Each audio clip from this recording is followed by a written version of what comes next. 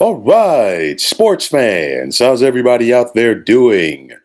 William Martin coming at you one more time here on YouTube with another edition of the 300 Pounds of Sports Knowledge Podcast.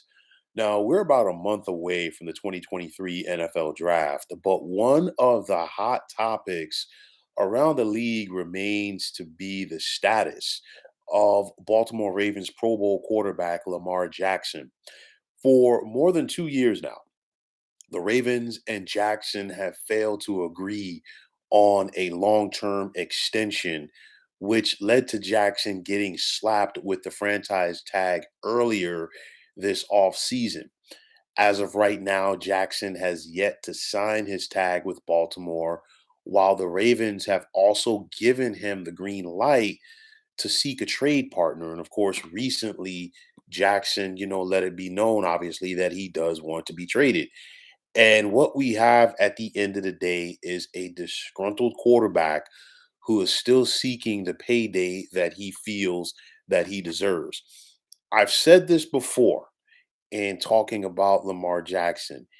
I'm not the only person that has said this, and I will continue to say this. Lamar Jackson needs an agent, whether he wants to accept it or not. That person that he would hire would do a lot of the quote unquote dirty work or grunt work for him. And I do feel that at this point in the game, if Lamar had an agent representing him, he would have maybe not the deal specifically that he is looking for, but something very close to what he is seeking. And I say this because whether that's whether it's from the Ravens or not. And you look at it again from Baltimore's standpoint and Lamar's standpoint, they've had more than 2 years to try to hammer this out. That is more than enough time to figure it out. And at this point, if Lamar wants, obviously not if, because he definitely wants the big contract that he's seeking, I don't think that he's going to get it from Baltimore because if he was, he would have gotten it by now. But that agent would save Jackson so much of a headache, and it's something going forward again. What you would have to pay that agent if you're Lamar Jackson would be a drop in the bucket compared to the time and aggravation that you've put into this. And on top of that, the financial compensation that you would receive. That what you would pay that agent is simply a drop in the bucket for that.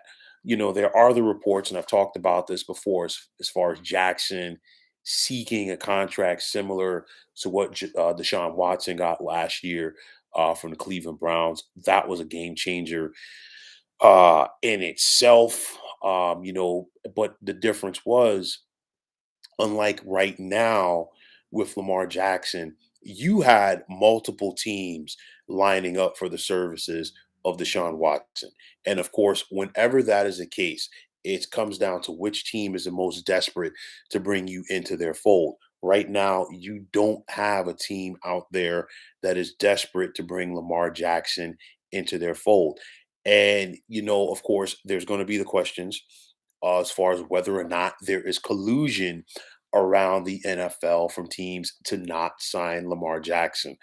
I'm not going to go as far as to say there's collusion around the NFL in regards to not signing Lamar Jackson. I will say that there's stupidity, in my opinion, going around some of these teams as far as not signing Lamar Jackson because some of these NFL owners and some of these front office execs have basically come out and said, we're not interested or we don't need Lamar Jackson. And I mean, at the end of the day, you look at the quarterbacks that they're currently employing. And, if you're an NFC team, for an example, where the quarterback room, so to speak, is not as strong as the AFC quarterback room, meaning you don't have to go through that much in order to be a Super Bowl contender on that side of the ledger as compared to the AFC. With that said, a guy like Lamar Jackson could definitely change things for you. Now, would you want to meet Baltimore's asking price from the franchise tag of 2 first round picks? Again, just like I said, in regards to not Lamar not having an agent represent him. Paying Lamar Jackson and giving up those 2 first-round picks would be a drop in the bucket, compared to where a guy like Lamar Jackson, when healthy, could potentially take you. So, I think there's just a stupidity thing, and I think there's an ego thing from some of these front office execs and owners around the NFL, just like there's an ego thing, in my opinion, in regards to Lamar Jackson trying to hammer out this deal on his own. But you're talking about a guy that in 5 years is an NFL starting quarterback. He was the MVP in 2019. He's a two-time Pro Bowler. He's 45 and 16 as a starter.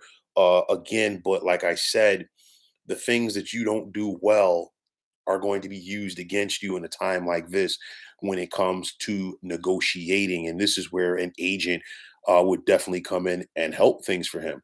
The Baltimore Ravens, like any other team, are probably going to sit back and say, wait, you have a completion percentage career wise less than 64%. They're going to talk about the injuries over the past 2 seasons and the games that he has missed. And then, of course, fairly or not, they're going to talk about him being 1-3 in the postseason with just 3 touchdowns to 5 interceptions, along with a completion percentage under 56%. This is just the nature of the beast. This is something that an agent could clean up for you, because this is something that an agent would draw that line in the sand with teams, and saying, hey, you know what? My guy can do X, Y, and Z. You're not paying him. And of course, if said team, in this case, Baltimore, isn't ready to play ball with a guy like Lamar Jackson, that agent will go out there and find those other teams that will be willing to talk turkey.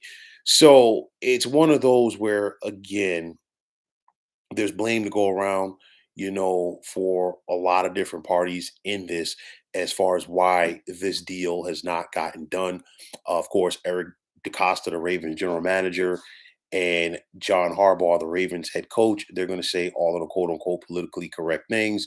They're going to go out there and present Lamar Jackson once again with, his franchise tag, his franchise tender to sign, between now and the start of training camp. And honestly, I don't foresee a scenario where Lamar Jackson signs said tender.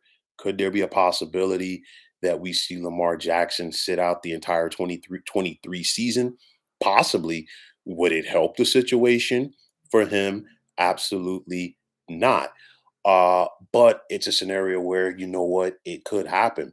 Now, at the end of the day, best case scenario is something gets worked out for Lamar and the Baltimore Ravens, but we don't know how much ill will is going on behind the scenes between Lamar Jackson and the Baltimore Ravens. Again, it's a little bit different when you have an agent who's the middle person working things out for both sides. You don't have that middleman. You don't have that quote unquote independent arbiter in this scenario to try to smooth things out. We don't know how much damage has been done between both sides going forward. We don't know if the relationship between Lamar Jackson and the Baltimore Ravens is repairable. We got to wait and see. But nonetheless, this is a very unique situation. I think it gets worse before it gets better. And it's going to be interesting to see if and when Lamar Jackson gets the contract that he is seeking. I'll tell you like this: Lamar Jackson is not stepping on an NFL field next season, just playing under a 1 year tag for $32 million, $32 million and change. It is not happening. He wants, that guaranteed money that he feels that he needs going forward. He wants that guaranteed money that in his mind he feels that he has earned and he feels that he deserves. So whether you agree with it or not, you know what, we just gotta wait and see.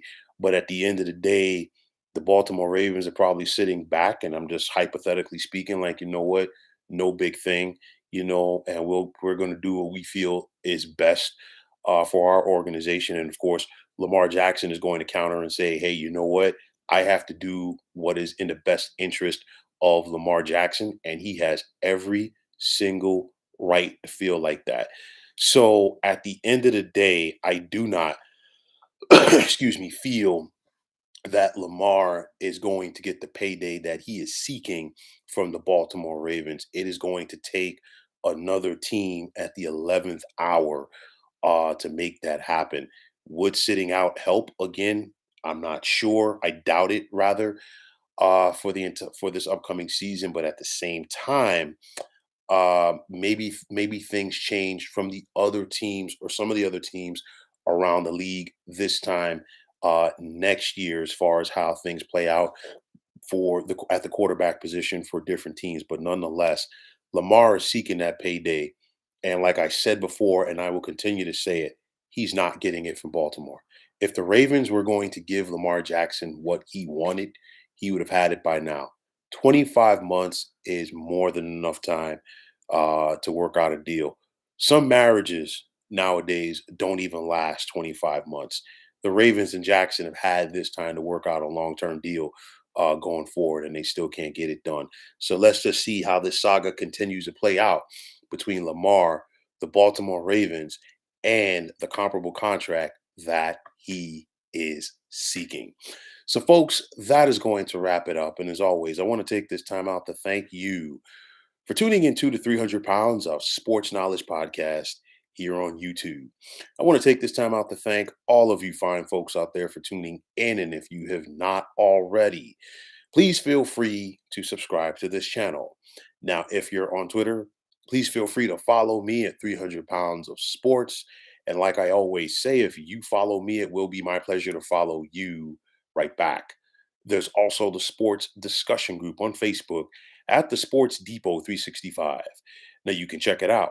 Drop a line to be a part of one of the better sports debating sites going on social media. So, once again, fine folks, my name is William Martin.